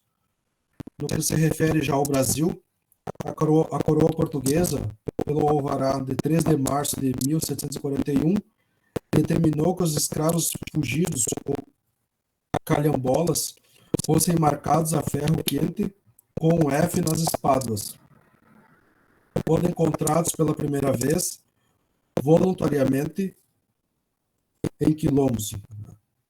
Encontrados pela segunda vez, teriam cortado uma orelha por simples mandado da autoridade judicial, pela só notoriedade do fato. Eu queria fazer um adendo político-teórico sobre essa discussão da tortura no escravismo. Porque esse é um outro debate dificílimo, né? Sobre os totalitarismos posteriores, né? E os fascismos posteriores. Mas a sensação que eu tenho é que realmente, na literatura hegemônica europeia, se deu muita força ao nazifascismo como estudo teórico e não se deu força ao escravismo como um tipo de totalitarismo. Eu não sei, eu preciso que vocês entendam o que eu quero dizer. Eu não estou dizendo que um é melhor que o outro em violência, né? Um é mais violento que o outro. Eu estou dizendo que foram 500 anos de múltiplas mutilações sobre determinados povos. Quando o fascismo e o nazismo vêm, eles ganham a tônica de um marco político-teórico colossal. Nós somos todos antifascistas, antitorturadores, antitotalitaristas, né? Isso já é século XX, entendem o que eu quero dizer? A história da escravidão é uma história muito mais temporal no âmbito da violência que essa própria história nazifascista. E por que no âmbito da teoria ela não ganhou a mesma proporção? Porque nós não somos os produtores da história oficial.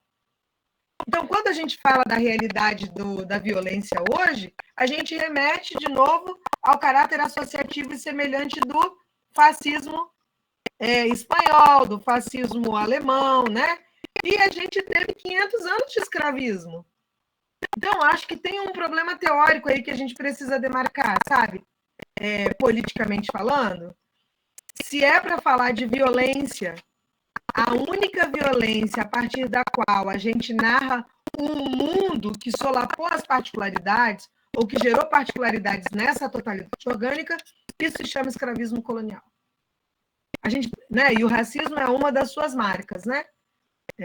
A consolidação da raça é uma das suas marcas. E eu queria que a gente debatesse um pouco isso, porque eu fico com muita birra quando eu ouço, né? É um governo tirânico, é um governo fascista. Mas ele é, antes de um governo tirânico fascista, um governo escravista. Porque foi a escravidão que criou as nossas regras penais para cá. Foi a escravidão que criou as nossas regras criminais. Depois só se aperfeiçoou a maldade, né? Mas o processo de produção da maldade se dá desde 1492. Queria que a gente dialogasse um pouco sobre isso. O impacto disso na produção política das resistências, sabe? É claro que nenhum de nós é favorável a Auschwitz, pelo amor de Deus. Auschwitz é uma aberração histórica. Mas quantas Auschwitz cabem no escravismo colonial? Essa é a questão. Não estou falando do caráter quantitativo, estou falando do caráter qualitativo. Isso gerou uma história oficial, aí eu preciso concordar com os decoloniais. Mas não foram eles que disseram, desculpa, foi Marx. Isso gerou uma história oficial muito perigosa, né? Cujo ponto de partida se estabelece como ponto universal, como ponto original universal, que é a história da Europa sobre o mundo. E ela está longe de ser a história, ponto de partida da história, história universal e história original. Né? Por isso as formas. Vamos dialogar um pouco sobre isso?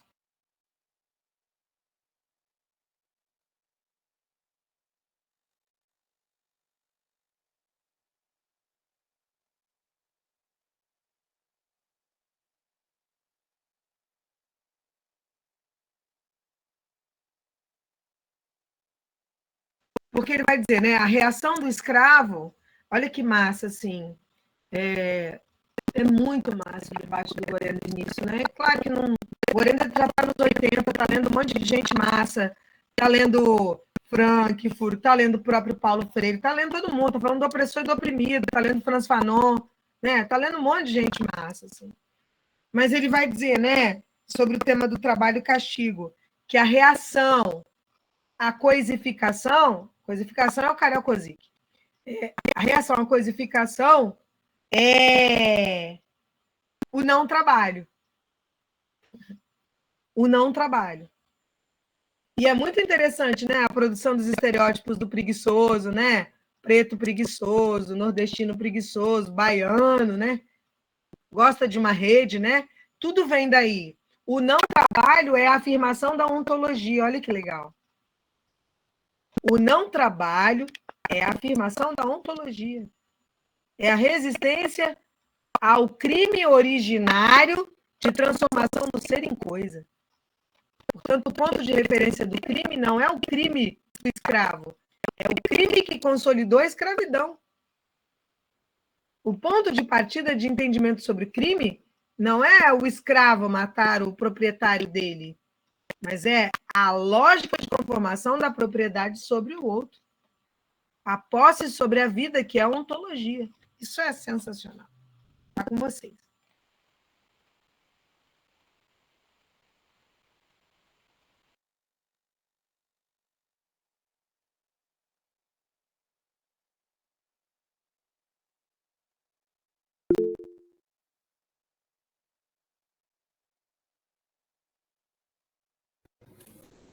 Fran? Então, se eu peguei a sua questão,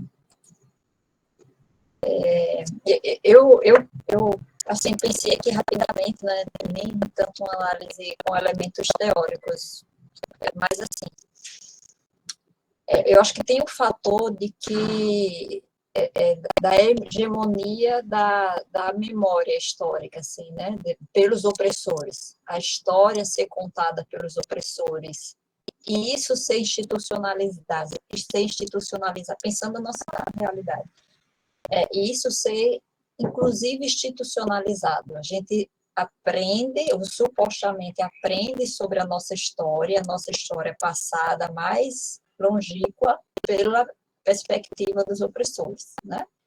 Então, assim, ainda hoje eu me lembro como eu me surpreendia na universidade estudando sobre processos históricos do mundo, do Brasil, de Alagoas, e me lembrando da forma como eu via no ensino médio, era tudo tão simples, tão rápido, tão fácil, independência, escravidão, a história dos povos indígenas, né?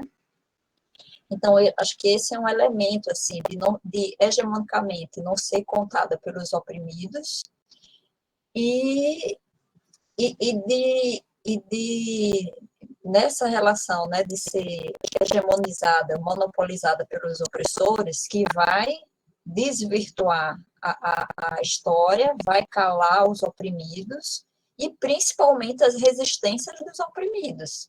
E eu tenho, assim, observado, e agora, tenho observado não, né, me lembrei de algumas observações que eu fiz em leituras mais recentes, uma até hoje, a partir dessa sua colocação, de que mesmo nas referências que nós temos, assim como eu tenho estudado a questão agrária, a formação, a acumulação primitiva, a transição do feudalismo para o capitalismo, e estou lendo alguns, estou procurando algumas referências para ampliar o entendimento do capítulo 24, né, da classe trabalhadora agrícola, classe trabalhadora rural, e, assim, nas formulações que, em geral, pelo menos eu tive acesso, e me lembrando muito do capítulo 24, entendendo o propósito de Marx, mas sempre me soou muito mais alto as determinações econômicas, os processos produtivos, os processos econômicos, a exemplo do processo de cercamento, o empobrecimento, o pauperismo, e pouco eu conseguia enxergar os processos de resistência. assim, e eu tenho identificado e achado como foram processos de resistência que não foi apenas da revolta imediata, mas também, ou da indignação, mas da organização coletiva, das denúncias e até das ameaças muito ousadas. Hoje eu li um trecho de uma carta anônima dos trabalhadores agrícolas contra os cercamentos, denunciando e ameaçando um proprietário de terra que finaliza mais ou menos assim: se você cercar, cuidado com você, com seus filhos, com os seus, e quando você dormir, inclusive, cuidado para não acordar com chamas no corpo. Eu fiquei... Tá aqui no... Quase derrubei a plantinha. Está aqui no Thompson, que você até recomendou no nosso último encontro, né, onde eu leio sobre os trabalhadores rurais nesse contexto aí. Aí tem um trecho de uma carta anônima que termina assim: quando for dormir, cuidado para não acordar com chamas no corpo. Assim, processos muito assim, muito ousados, organizados, de muita resistência efetiva, não é só resistência de uma indignação ou de uma acomodação, como muitas vezes parece dar a entender também, que os processos de cercamento se deu e a classe trabalhadora e os camponeses apenas se subordinando, assim, como se não houvesse confronto, resistência e enfrentamento. Então, acho que esse é um aspecto. O outro é que eu avalio, mas em função de várias análises, né, principalmente aí que são feitas, e contribui para entender a gravidade, né, dessas raízes desse processo que ainda é atual. De como a ideologia dominante em relação ao racismo foi e é vitoriosa, conseguiu se enraizar. Isso me parece que explica um pouco, assim, em geral, mesmo em situações de casos particulares, há um incômodo e uma identificação. Em casos de violência, há muito mais alvoroço, identificação, estou esquecendo a palavra, quando é situação com pessoas brancas do que com pessoas negras. Uma chacina, como a chacina que houve na favela no Rio, não causa a repercussão que causou o massacre, que é chamado de massacre, numa escola nos Estados Unidos. Nos Estados Unidos, numa sociedade branca, imperialista e branca. Não tem o mesmo efeito, né, quando se trata de comunidades, de grupos, de povos, os povos negros. Então, isso é generalizado, assim, há esses pesos diferentes, né? Inclusive no que nos toca, ou deveria tocar emocionalmente, afetivamente, além do racionalmente e teoricamente. Então, o racismo foram muito vitoriosos com as ideologias racistas, ao meu ver. É algo que realmente precisa ser enfrentado e superado, e denunciado. Isso, porque eu concordo com você, assim, não dá pra gente, não tem como a gente fazer comparação no sentido que foi pior, né? Não é nesses termos de sofreu mais ali, sofreu mais aqui, né? Mas a forma como toca, a forma como é abordado, colocado historicamente é diferente e acho que tem muito a ver com esse enraizamento ideológico, cultural, estrutural do racismo, do elemento do racismo. Eu vou mais longe, assim, para a gente ir acabando por causa do horário, mas eu vou mais longe, assim.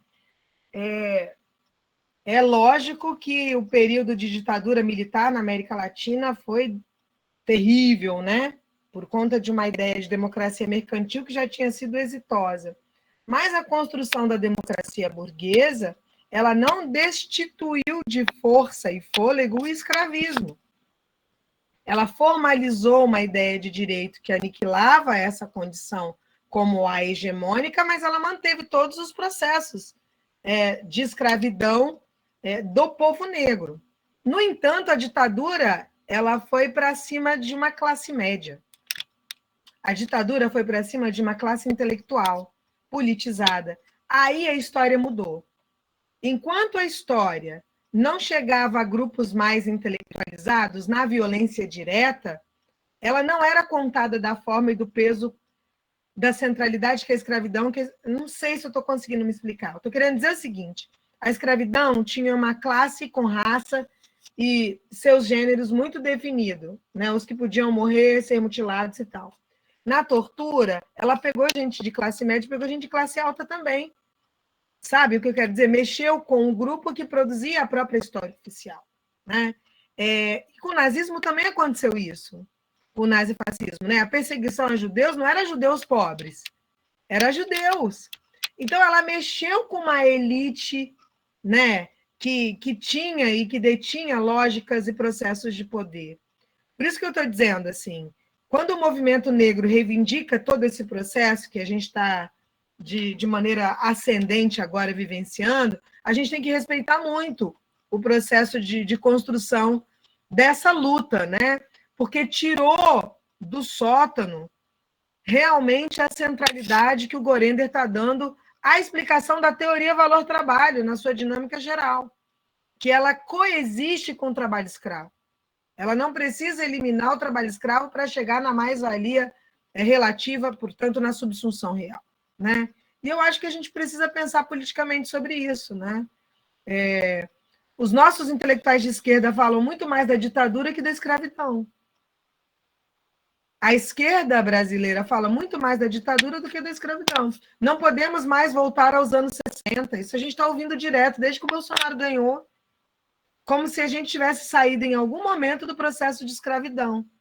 Né? Então, para quem que interessa a política da esquerda brasileira mesmo, sabe? Eu acho que a gente precisa fazer essas perguntas de maneira muito séria, assim.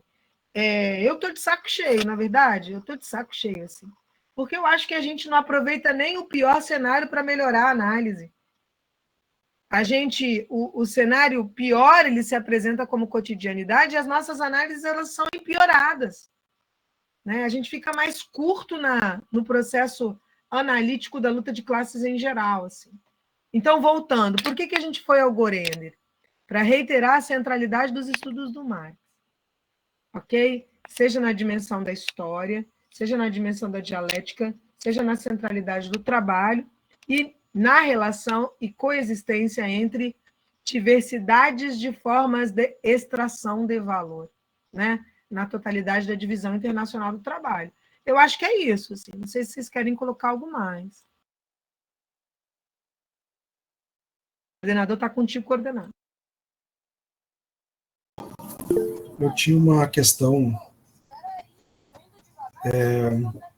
faz muito tempo que eu li aquele texto do José de Souza Martins, Cativeiro da Terra, né? Eu vou lembrar exatamente o termo e o desenvolvimento, mas da questão da produção capitalista e de relações não capitalistas. Acho que é isso que ele fala.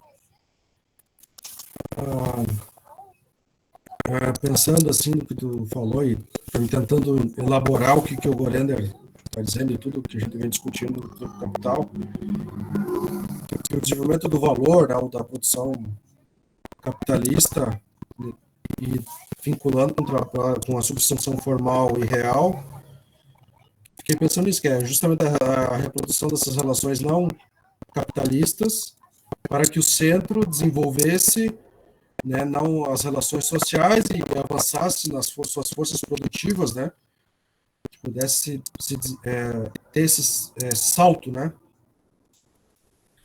E eu fiquei, então, digamos que a legislação que a lei do valor, ao mesmo tempo que ela vai encarnar o desenvolvimento capitalista, propriamente dito, não, estou tentando entender, não sei se o quanto vai fazer sentido, né? Mas o quanto esse desenvolvimento necessitou que se mantivesse, né, se reproduzisse relações não capitalistas, né? Eu fiquei me lembrando desse texto do Cativeiro da Terra, do José de Souza Martins, né, tentando fazer esse gancho, assim.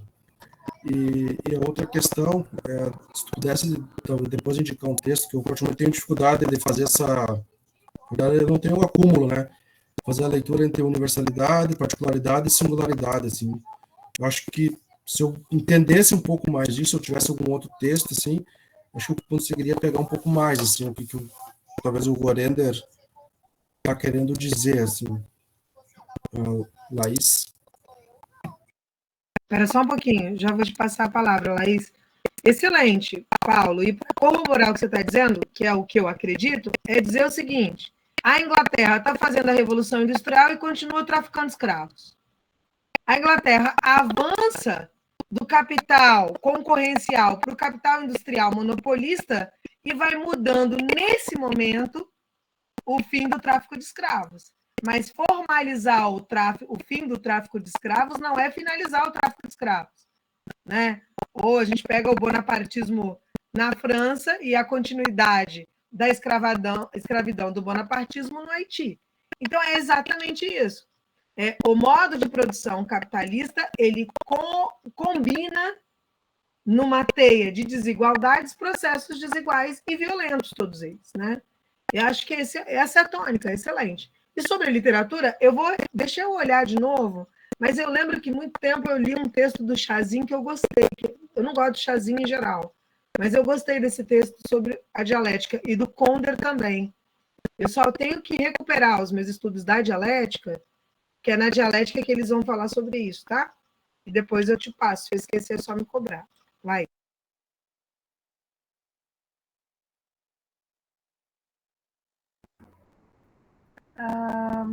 Roberta, te ouvindo, eu me lembrei de uma questão que ficou um ponto de interrogação na leitura, que quando tu falou, né, da questão do escravismo colonial e do escravismo patriarcal. Porque, assim, várias leituras que a gente faz, né, relacionam o escravismo patriarcal, e aí eu fiz uma confusão, assim, né, se o escravismo patriarcal, então, está relacionado a algo que aconteceu externo, como que, então, o patriarcalismo é incorporado aqui. Então, se tu tiver alguma coisa para indicar, algum texto para indicar sobre isso, acho que ajuda bastante, sabe? E eu me lembrei de um texto nessa relação que tu fizeste com o nazismo e com o escravismo, que é o livro do M.C. Zé, que ele faz essa relação, assim, né? E ele diz que na verdade, os europeus, né, eles ficaram perplexos quando eles sofreram, mas não quando eles praticaram, né? E que Hitler estava nessa acumulação primitiva, né? E assim, ele faz a questão da relação também do Hitler nas leis, né? Que reproduzia esse racismo. Então, só lembrei desse texto, né? Porque ele faz essa relação que tu fizeste. Maravilhoso. Claro, Fran.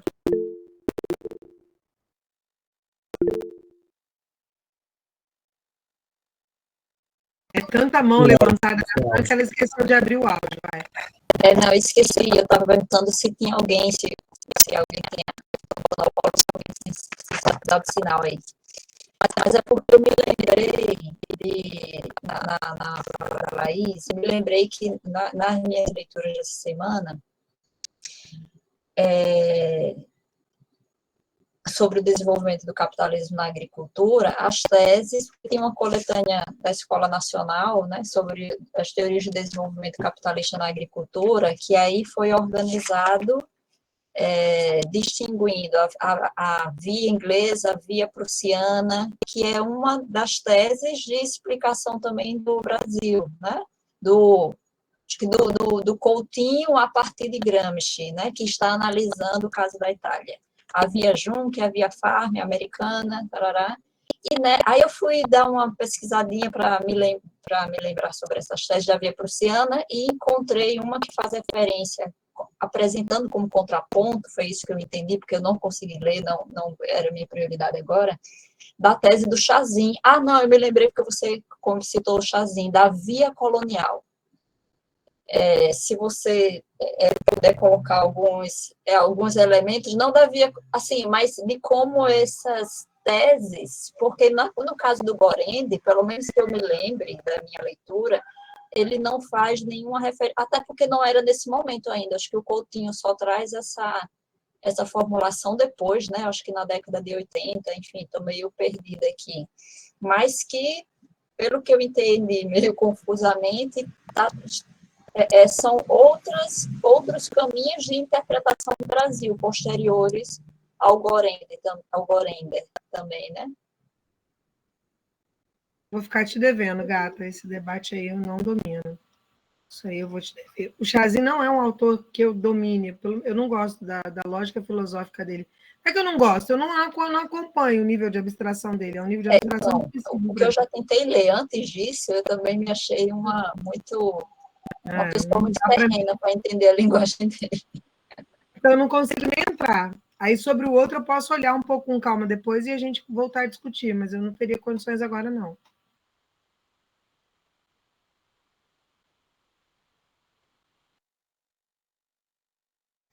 Não sei se tem alguém, mas tem mais alguma questão, senão a gente vai, já é 10h20, né? Não sei se daí a gente já vai encerrando, se não tiver ninguém com mais alguma questão. Eu acho que a gente não conseguiu, né, ficar autocrítica coletiva, assim. Acho que a gente conseguiu ler o Gorender bem, nesses capítulos que a gente se propôs. Não é suficiente para saber onde ele quer chegar com tudo isso, né?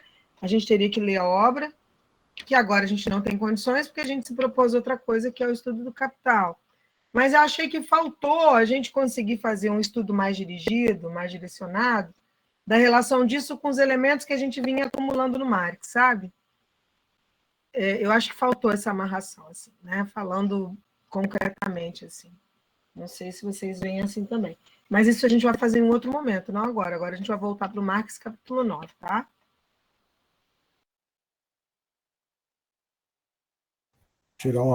Fazer um retrato, antes de ficar de memória. Nath, aparece aí. Deixa eu ver como é que tira. Aqui. Aí, feito o break. Bom descanso, gente. Beijo, beijo. Até mais. Até a próxima.